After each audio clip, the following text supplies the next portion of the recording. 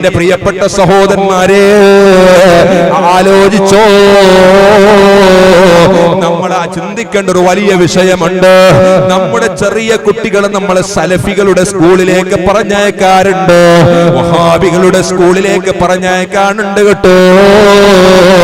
ഈ ഒരു പോക്ക് എന്താണെന്ന് ഞങ്ങൾക്ക് അറിയില്ല. അങ്ങനെയുള്ള ഒരു സലഫികളുടെ സ്കൂളിലേക്കോ സുന്നികളായ മക്കളെ നിങ്ങളെ പറഞ്ഞേക്കാൻ പാടുള്ളതല്ല. കാരണം എന്തെന്നറിയോ? ഇമാം റാസി തങ്ങൾ ഉദ്ധരിക്കുന്നത് കാണാം, ഇമാം നവവി തങ്ങൾ ഉദ്ധരിക്കുന്നത് കാണാം.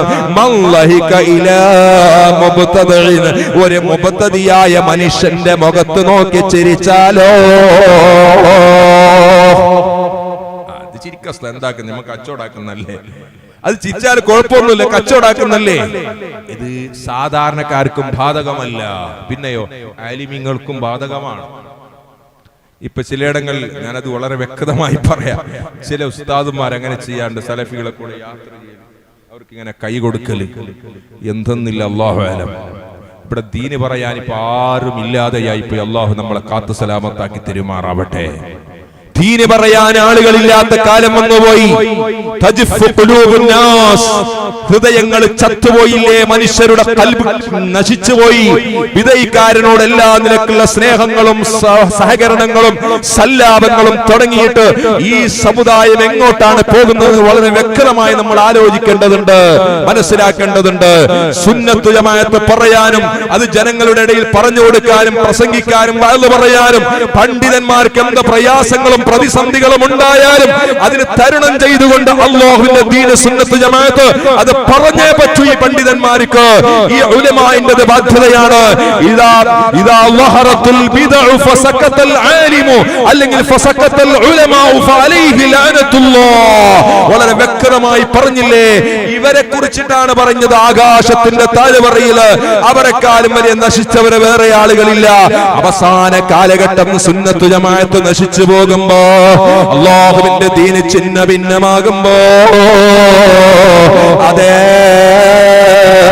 അതാ ബിദ്അത്തിനെ മറച്ചു വെക്കുന്നവന്റെ മുകളില് അല്ലാഹുവിന്റെ ശാപമുണ്ടാകട്ടെ. നസഅ മിൻ ഖൽബിഹി നൂറുൽ ഈമാൻ. ഒരു ബിദ്അത്തുകാരന്റെ മുഖത്ത് നോക്കിയിട്ട് ഒരു മനുഷ്യനങ്ങ് ചിരിച്ചാലോ, അവന്റെ ഖൽബിൽ നിന്ന് അല്ലാഹു ഈമാനങ്ങ് ഊരിക്കളയുന്നതാണ്, ഈമാനങ്ങ് ഊരിക്കളയുന്നതാണ്.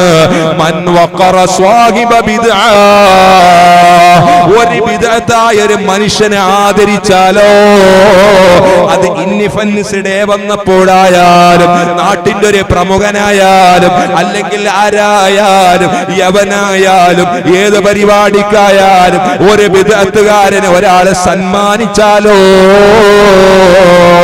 അല്ലെങ്കിൽ അവന്റെ കൂടെ ഇരുന്നാലോ, അവനിക്ക് ബഹുമാനം കൊടുത്താലോ, അവനെ സ്നേഹിച്ചാലോ, അവന്റെ മുഖം നോക്കി ചിരിച്ചാലോ, വേണ്ട ഒരു മൊബൈൽ ഫോൺ എടുത്തിട്ട് അവനിക്കതാ ഒരു മെസ്സേജ് അയക്കുകയാണ്, നിനക്കൊരു കൺഗ്രാറ്റുലേഷൻ എന്ന മെസ്സേജ് അയക്കുകയാണ്, അല്ലെങ്കിൽ ഒരു സർപ്രൈസ് കൊടുക്കുകയാണ്, അല്ലെങ്കിൽ ഒരു അഭിനന്ദനം അറിയിക്കുകയാണ്. ഇങ്ങനെ ഒരാൾ ചെയ്താ മോനെ നിന്റെ ഈമാൻ പോയില്ലേ, നശിച്ചു പോയില്ലേ. ഞാനെത്ര ജൗഹരിയായാലും കാര്യമില്ല, സഅദിയായാലും കാര്യമില്ല, അല്ലെങ്കിൽ ആലിമായാലും കാര്യമില്ല, എത്ര വലിയ സഖാഫിയായാലും കാര്യമില്ല. ബിദ്അത്തുകാരന്റെ മുഖത്ത് നോക്കി ചിരിച്ചാലോ, അവന്റെ ഉള്ളിൽ കാറിലിരുന്നാലോ, കൈ കൊടുത്താലോ, മൻ വഖറ സ്വാഹിബ ബിദ്അത്തിൻ ഫഖദ് ആനാ അലാ അദ്മിൽ ഇസ്ലാം. അവൻ ഇസ്ലാം ദീനിനെ പൊളിച്ചവനിക്ക് സഹായിച്ചവനാണ്. ഇവിടെ സഹായിക്കുന്നെന്ന് പറഞ്ഞതിന്റെ അർത്ഥം എന്താണ്? ഇസ്ലാം ദീനിനെ പൊളിക്കുന്നവൻ എന്ന് പറഞ്ഞതിന്റെ അർത്ഥം എന്താണ്? പൊളിക്കുന്നവൻ ഒരു തൊഴിലാളിയാണ്, സഹായിക്കുന്നവൻ പണം കൊടുക്കുന്നവനാണ്. അവനിക്ക് 100 ആളെ വെച്ചിട്ടും സദാ സഹായിയാക്കാം, 1000 ആളുകളെ വെച്ചിട്ടും അവനിക്ക് പൊടിയന്മാരാക്കാം. പക്ഷെ അതിന് വഴിയൊരുക്കുന്നവനാണ് സഹായി എന്ന്. അതുകൊണ്ട് ഫഖദ് ആന അലാ അദ്മിൽ ഇസ്ലാം, അവൻ ഇസ്ലാം ദീനിനെ പൊളിച്ചവനാണ്, അവൻ ഇസ്ലാം ദീനിനെ നശിപ്പിച്ചവനാണ്. അതുകൊണ്ടാണ് ഹബീബായ മുഹമ്മദുർ റസൂലുള്ളാഹ് അല്ലിമു ഔലാദകും അസ്സുന്നത വൽ ജമാഅ വളരെ ഗൗരവമായി ചിന്തിക്കേണ്ട ഒരു കാര്യമല്ലേ അത്. നിങ്ങളുടെ മക്കൾക്ക് നിങ്ങൾ സുന്നത്ത് ജമാഅത്ത് പഠിപ്പിച്ചു കൊടുക്കണം. ഒരു ബിദ്അത്തുകാരന്റെ ഏതെങ്കിലും ഒരു സ്കൂളിലേക്ക് പറഞ്ഞയച്ചാലോ നിങ്ങൾക്ക് ഈമാൻ ലഭിക്കുമോ? അവർക്ക് സലാം പറയില്ലേ? ഇമാം നവവി തങ്ങൾ തുടർന്നുകൊണ്ട് പറയട്ടെ, ഒരു ബിദ്അത്തുകാരന്റെ മുഖം നോക്കിയിട്ട് ഒരാൾ ചിരിച്ചാലോ 40 വർഷത്തിന്റെ ഇബാദത്തുകൾ അല്ലാഹു പൊളിച്ചു കളയുന്നതാ. എത്ര